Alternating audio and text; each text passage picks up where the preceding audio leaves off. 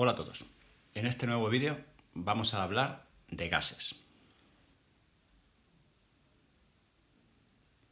Sí, como ese. Más concretamente de los gases ideales, de la ley de los gases ideales. Vosotros ya sabéis que los gases son uno de los estados de agregación de la materia que vienen muy bien descritos por la teoría cinética molecular. Los gases, para ser bien descritos, necesitan 4 variables de estado. Si conocemos esas 4 variables de estado, que son la presión, el volumen, la temperatura y el número de moles, podremos determinar exactamente cuánta cantidad de gas y en qué condiciones se encuentra, en qué estado se encuentra. Por eso se llaman variables de estado. Hasta la fecha, durante el curso, ya hemos visto 4 leyes que describen bien el comportamiento de los gases. Pero esas leyes tenían una particularidad. Y es que, como no se pueden estudiar las 4 variables de estado simultáneamente, tienen que fijarse 2 de forma constante y ver cómo las otras 2 se influyen entre sí. Así, por ejemplo, la ley de Avogadro, que hemos estudiado recientemente, nos permite trabajar con el volumen y el número de moles si mantenemos constante la presión y la temperatura. Y como bien sabemos, si la temperatura y la presión se mantienen en valores constantes, por ejemplo, las condiciones normales de una atmósfera de presión y 0 grados centígrados de temperatura, se cumple que cada 1 mol de cualquier gas ocupa un volumen de 22,4 litros. Por lo tanto, si lo que tenemos es una transición entre 2 estados distintos, por ejemplo, podríamos decir que si 1 mol ocupa 22,4 litros, pues 2 moles ocupará el doble. 3 veces más de moles, 3 veces más de volumen. ¿De acuerdo? Eso es lo que nos dice la ley de Avogadro. Otra ley muy interesante que describe el estado del gas es la ley de Boyle-Mariotte, la que tenéis aquí arriba a la derecha. La ley de Boyle y Mariotte nos permite relacionar la presión y el volumen. Y vemos que son magnitudes inversamente proporcionales. ¿Por qué? Porque el producto de las 2 cantidades es siempre un valor constante. Y eso significa que si una aumenta, la otra tiene que disminuir y viceversa. Pero para estudiar la ley de Boyle y ver cómo se influyen la presión y el volumen, tenemos que mantener valores constantes de la cantidad de gas, es decir, tenemos que trabajar con un recipiente cerrado y tenemos que mantener la temperatura constante. La tercera ley que describe el comportamiento de los gases es la ley de Charles, que en este caso relaciona el volumen y la temperatura y mantiene constantes la presión y el número de moles. Y lo que nos dice esta ley, fijaos, tiene el mismo aspecto que la ley de Avogadro, es que el volumen y la temperatura son magnitudes directamente proporcionales. Dicho de otra manera, cuando un gas se calienta porque aumenta la temperatura de un valor a otro valor más grande, el volumen también aumenta si la presión se mantiene constante. Dicho de otra manera, cuando un gas se calienta, tiende a expandirse. Por último, la cuarta ley que describe el comportamiento de los gases es la ley de Gay-Lussac, que relaciona en este caso la presión y la temperatura del gas cuando se mantienen constante el volumen y la cantidad de gas, también en un recipiente cerrado. Lo que nos dice aquí, por ejemplo, esta ley es que cuando un gas se calienta, si el volumen es constante, no se permite que el gas se expanda, pues la presión aumenta. Por eso la temperatura y la presión son directamente proporcionales. Así es, por ejemplo, cómo funciona una olla a presión en nuestra cocina. ¿De acuerdo? Bien, pero fijaos, si es interesante estudiar estas 4 leyes por separado, también es interesante pensar que en la naturaleza existen fenómenos donde las 4 variables cambian a la vez. Esos fenómenos donde las 4 variables, o 3 de ellas, cambian a la vez, no se podrían estudiar con ninguna de estas 4 leyes, ni la de Avogadro, ni la de Boyle-Mariotte, ni la de Gay-Lussac, ni la ley de Charles. Así que, ¿cómo se hacen esos procesos? ¿Cómo se estudian esos procesos donde no se trabajan en condiciones normales y además 3 o las 4 variables cambian simultáneamente? Pues eso es lo que vamos a ver. Y eso se hace con una ecuación nueva que se llama la ecuación de los gases ideales, ecuación de Clapeyron, que nos va a permitir resolver este tipo de problemas, como los que estamos haciendo últimamente en clase. ¿Vale? Pues nada, os animo a mirar el vídeo y a seguirlo con seriedad y con tranquilidad.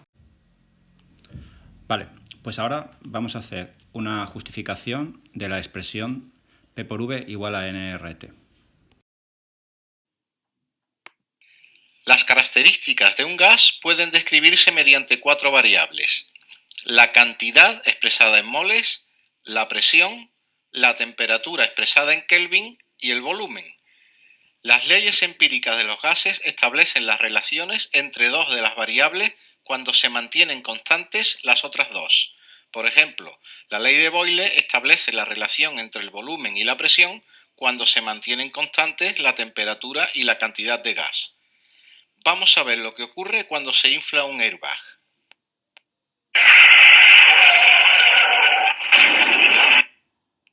La reacción que tiene lugar es 2 moles de ácida de sodio sólido producen 2 moles de sodio sólido y 3 moles de nitrógeno gaseoso. En esta reacción, que es rapidísima, también se produce calor. Como vemos, en la reacción aumenta la cantidad de moles, aumenta la temperatura, aumenta el volumen y, por último, aumenta la presión. ¿Cómo podemos usar las leyes empíricas para resolver un caso como el del airbag en el que todas las variables cambian? Bien, vamos a aprovechar lo que ya conocemos. Sabemos que el volumen es directamente proporcional al número de moles, también es directamente proporcional a la temperatura y es inversamente proporcional a la presión. Si multiplicamos por P en ambos miembros y reordenamos, tendremos P por V igual a N por K sub 1 por K sub 2 por K sub 3 por T. El producto K sub 1 por K sub 2 por K sub 3 se representa mediante la letra R mayúscula y recibe el nombre de constante de los gases. Por lo tanto, podemos expresar nuestra ecuación como P por V igual a nRT, que se conoce como ley de los gases ideales. Pues una vez que tenemos escrita la ecuación de los gases ideales, nos damos cuenta de que en una única ley, en una única ecuación, aparecen las 4 variables de estado: la presión, el volumen, el número de moles y la temperatura. Y junto a ellas aparece también un número, que es lo que nosotros llamamos la constante universal de los gases. Y es universal porque vale absolutamente para todos los gases, lo que hace de esta ecuación una ley muy interesante, porque nos permite resolver todos los problemas. El valor de la constante que nosotros vamos a utilizar es 0,082 y las unidades son atmósferas por litro, mol y grado Kelvin. Todavía no sois capaces de entenderlo, pero la unidad atmósfera por litro es energía. Por lo tanto, la constante R tiene un significado físico muy importante, y es que nos dice que da igual el gas que utilicemos. Cuando se puede considerar como un gas ideal, el contenido energético de ese gas es el mismo para todos y es de 0,082 atmósferas por litro, que equivale a unas 2 calorías, por cada mol de gas que tenemos en un recipiente y por cada grado Kelvin al que está sometido ese gas. ¿De acuerdo? Bien, vamos a ver de dónde sale este valor y lo vamos a ver en la diapositiva siguiente. Para calcular el valor de R vamos a basarnos en un conocimiento experimental. Sabemos que un mol de cualquier gas en condiciones normales de presión y temperatura ocupa un volumen de 22,4 litros. Las condiciones normales de presión y temperatura son presión igual a 1 atmósfera y temperatura igual a 0 grados centígrados, o lo que es lo mismo, 273,15 Kelvin. Como también conocemos el volumen, que es 22,4 litros, y la cantidad de gas, que es un mol, podemos despejar R y obtenemos un valor de 0,082 atmósferas por litro partido por mol y por Kelvin.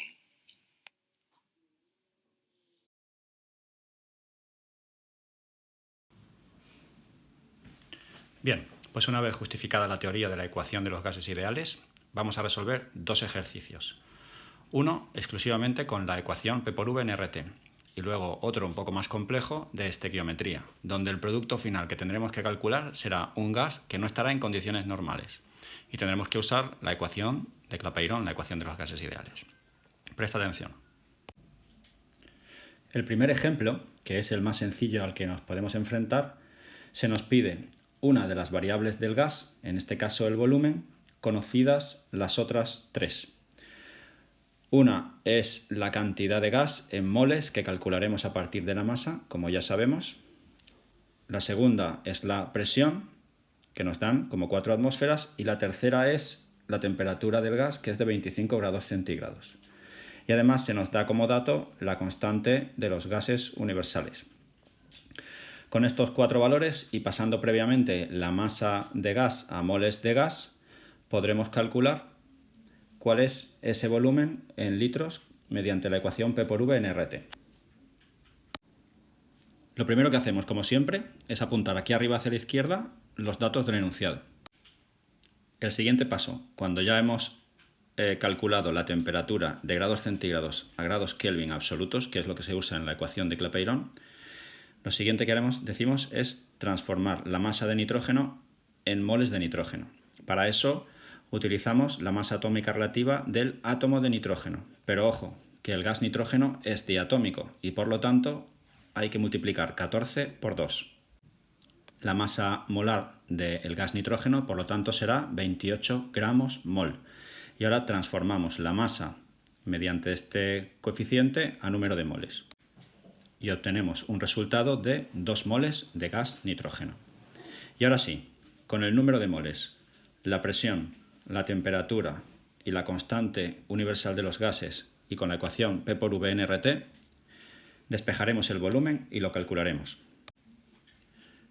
Es interesante en la ecuación escribir junto a los números también las unidades, porque si escribimos esas unidades podremos observar cómo al final se van simplificando todas menos las que buscamos. Por ejemplo, mol, aquí arriba se va mol abajo. Atmósferas arriba en la unidad se va con atmósferas abajo en la presión. Y Kelvin arriba en la temperatura se va con Kelvin abajo en la unidad. De manera que el resultado final es de 12,22 litros. Por tanto, la solución será la siguiente. 56 gramos de nitrógeno gaseoso ocupan un volumen de 12,22 litros si la presión es de 4 atmósferas y la temperatura es de 25 grados centígrados. En este ejemplo 2, un poquito más complejo, lo que se nos pide es también el volumen que ocupan en litros, pero esta vez el gas dióxido de carbono, que es el gas que se desprende cuando se queman 66 gramos de propano en presencia de oxígeno. Nos dicen que la temperatura es de 350 grados centígrados y la presión de 1,2 atmósferas. De nuevo trabajamos en condiciones distintas a las normales y disponemos de todos los datos necesarios para hacer los cálculos. Lo primero que hacemos es escribir la ecuación de la combustión del propano y ajustarla. Ahí lo tenemos. Una vez hallados los coeficientes, 5, 3, 4 y por supuesto 1, que no escribimos cuando es 1, pero está ahí, escribimos a la izquierda los datos de los que disponemos y arriba las masas molares como tenemos costumbre. A continuación, y utilizando los datos iniciales de 66 gramos de gas propano, utilizando la regla de los 4 pasos, calcularemos la cantidad en moles de dióxido de carbono desprendidos. Cuando tengamos los moles, pararemos. Aquí tenemos el resultado. Con los 66 gramos de propano quemados y haciendo la conversión de moles de dióxido de carbono que aparecen frente a los moles de propano que desaparecen, nos sale un total de 4,5 moles de dióxido de carbono producidos. Puesto que ahora estos moles de este gas no los podemos convertir mediante el número 22,4 porque no están en condiciones normales, tendremos que utilizar de nuevo la ecuación de Clapeyron, la ecuación de los gases ideales, para ver qué volumen ocupan a esa temperatura y a esa presión.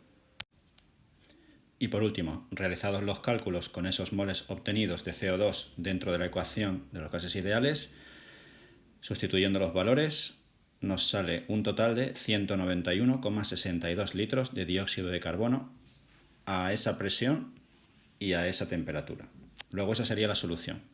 Al quemar los 66 gramos de propano, en esas condiciones se producen 192 litros de dióxido de carbono. Y con esto habríamos resuelto el ejercicio y terminado el vídeo. Espero que os haya ayudado.